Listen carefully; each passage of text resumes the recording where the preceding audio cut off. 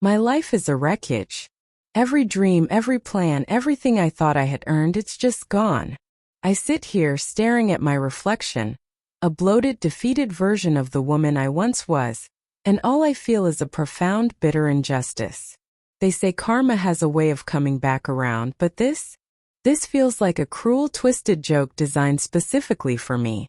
They don't understand what it's like to work so hard, to transform yourself, only to have the universe conspire against you. My name is Amelia, and David, he was my husband. We'd been married for 6 years. 6 years of building what I genuinely believed was a comfortable, if somewhat uninspired, life. We were, to put it mildly, a comfortable couple. You know, happy weight. We both loved our quiet evenings in, our generous portions, our shared love for all things cheesy and fried. David is a kind man. He's a software developer, intelligent, reliable, always lost in his code. He built us a decent life, paid the bills, fixed things around the house. He was on paper a good husband, the kind who wouldn't rock the boat. But comfortable can also mean stagnant. So incredibly stagnant. Our life together had settled into a predictable rhythm of work, takeout, and early nights. His conversations revolved around algorithms, server architecture, and the endless minutiae of his projects. When I tried to inject some spontaneity, suggest a last-minute road trip, or a fancy dinner out, he'd always have a reason. The budget, Amelia. Or I have that early morning meeting. Or I'm just so tired, honey, I need my rest. Always tired. Always busy. Always prioritizing his structured, controlled world over my desire for something more. He often said, "We're happy as we are, Amelia. We don't need to change." And that line in time started to feel like a heavy, suffocating blanket. We were both overweight. Not morbidly so, but definitely beyond what any health professional would call healthy. We joke about it, laughing as we ordered extra-large pizzas. But secretly I yearned for change. I'd flip through fashion magazines and sigh, looking at the models. I wanted to feel light, energetic, desirable. David, on the other hand, seemed perfectly content in his comfort. One day I decided enough was enough. I wanted to feel good about myself again. I signed up for a gym membership and, on a whim, booked a consultation with a personal trainer. I even tried to get David to join me. "Come on, David. We can do this together. A new, healthier us." He nodded vaguely. "Sure, honey. Sounds good. I'll look into it." He never did. That's when I met Alex, my personal trainer. He was everything David wasn't. Lean, energetic, charismatic, with eyes that sparkled with intensity. He had that confident, easy charm that radiated power. From our very first session, he pushed me, challenged me, but always with a reassuring smile. "You've got this, Amelia. Feel that burn? That's progress." And I believed him. He made me feel capable, strong, seen. The first few weeks were agony. Every muscle ached. I wanted to quit. But then, slowly, imperceptibly at first, the weight started to come off. My clothes began to fit differently. I had more energy. Alex customized my meal plan, introduced me to new exercises, and cheered me on with an enthusiasm that felt intoxicating. He saw my potential. He saw me. Fast forward 6 months. 6 months of grueling workouts, strict eating, and unwavering dedication. I had transformed. I was 25 kilograms lighter. My old clothes swam on me. I had curves in places I didn't know existed anymore. My skin glowed. My hair looked healthier. I looked like a completely different person. People stared when I walked into a room. Compliments flowed freely from my friends, from colleagues, even from strangers. I went from feeling like a tired, shapeless blob to a confident, vivacious woman. I felt like I had gone from a modest 3 to a confident 7, maybe even an 8 out of 10. I was finally the woman I was always meant to be. But David hadn't changed. Not really. He'd made a few half-hearted attempts at the gym, maybe gone a few times. He'd occasionally chosen a salad over fries. But the weight remained. His stomach still protruded, his clothes were still ill-fitting, and his energy levels were still low. He was still the same comfortable, predictable David. And as I transformed, his stagnation became not just noticeable, but infuriating. I started to resent him. Deeply. How could he just sit there, complacent, while I was pouring my heart and soul into becoming a better version of myself? It felt like he was deliberately holding me back, a dead weight dragging down my new, vibrant life. His very presence felt like an insult to my progress, my dedication. He was a constant reminder of the old Amelia, the one I had worked so hard to shed. He seemed perfectly happy to stay exactly where he was, while I was evolving, growing, becoming someone new. He just didn't get it. He didn't care enough to try. My confidence soared, and with it my expectations. Why should I settle for a man who wasn't willing to meet me where I was, who couldn't keep up with my new energy, my new look? I deserved someone who appreciated my transformation, who was just as driven, just as vibrant. I deserved someone like Alex. Alex and I had developed a very close bond during our sessions. He'd compliment my progress, not just physically but mentally. "You're a powerhouse, Amelia," he'd say, his eyes sparkling, a hand gently touching my arm or shoulder during a stretch. "You've got this incredible drive. Most clients don't have your resilience." We'd share inside jokes, talk about our lives. His touch, his praise felt exhilarating, a stark contrast to David's quiet, almost absent presence. I knew he was flirting. I returned it. What harm was there in a little harmless appreciation? I was finally feeling desirable again. He saw me, truly saw me, in a way David hadn't in years. The flirting escalated. Subtle touches turned into lingering handholds when he spotted my form. His compliments became more personal, more suggestive. He'd text me outside of sessions, ostensibly about my meal plan, but quickly veering into personal territory, asking about my weekend, suggesting we celebrate my progress. He made me feel special, like I was the only client who mattered, the only woman who truly captured his attention. He was the dynamic, exciting partner I deserved, the one who would challenge me and explore this new, amazing world with me. The thought began to solidify. I could do better. I deserved better. I had outgrown David. He was holding me back. He was an anchor in my new, lighter life. I confronted David one evening, after a particularly silent dinner where he'd chosen extra mashed potatoes over steamed vegetables. "David," I started, my voice tight, rehearsing the lines I'd practiced in my head.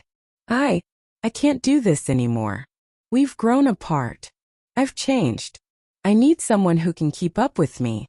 Someone who shares my drive, my passion for self-improvement." He looked up from his plate, a piece of potato halfway to his mouth. His face went utterly blank, a familiar look of mild confusion, quickly replaced by a profound sadness. "Changed? What are you talking about, Amelia? We're a team. I thought we were getting healthy together." "Together?" I scoffed, standing up, my voice rising. "I've lost 25 kilograms.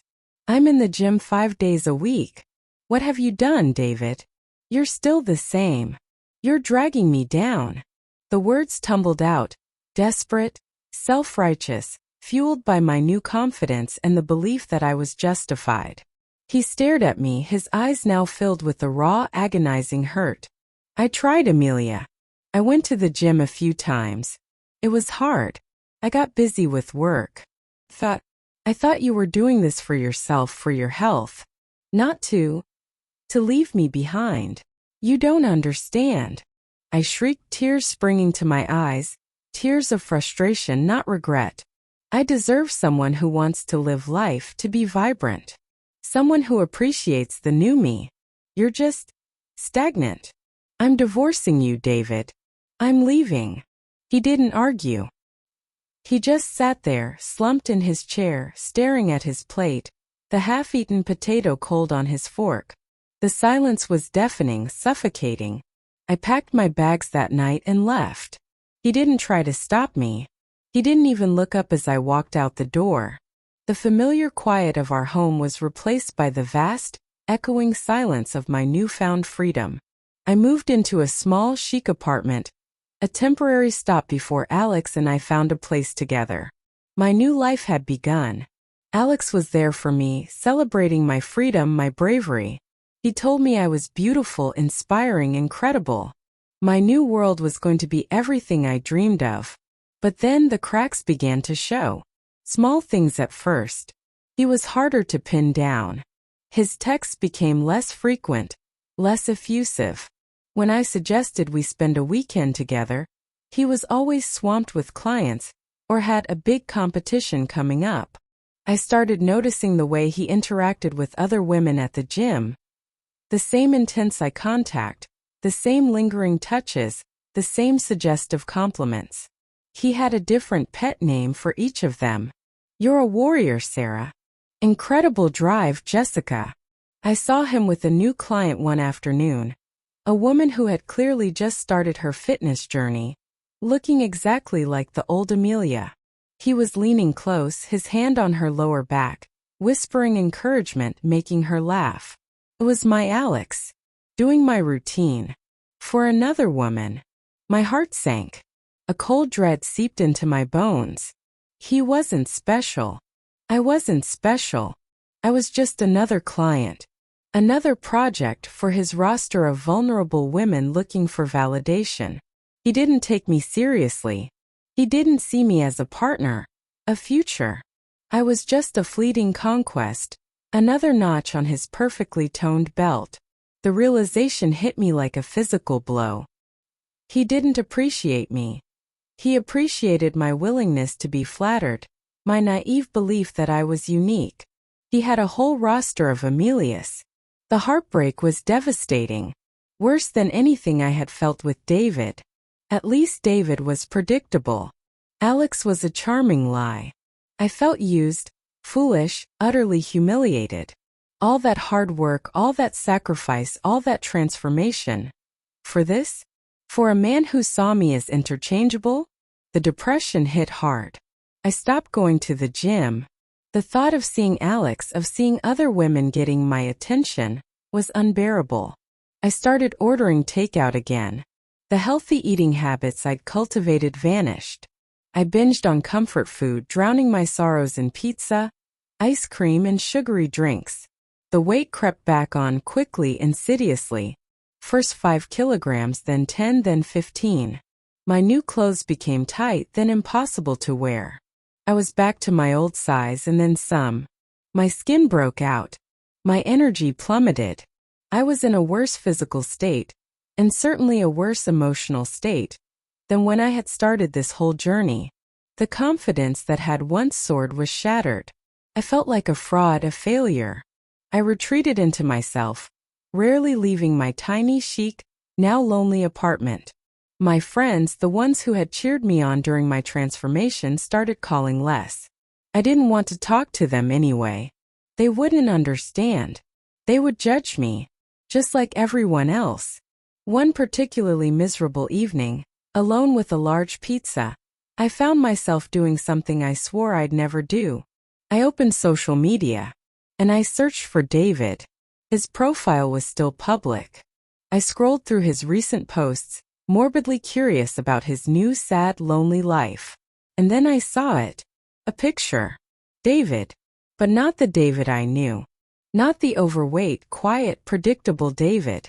This David was leaner, his shoulders broader, a healthy glow on his face. He was smiling genuinely, vibrantly. He was wearing clothes that actually fit him well, looking strong, confident. He was in shape. He was attractive.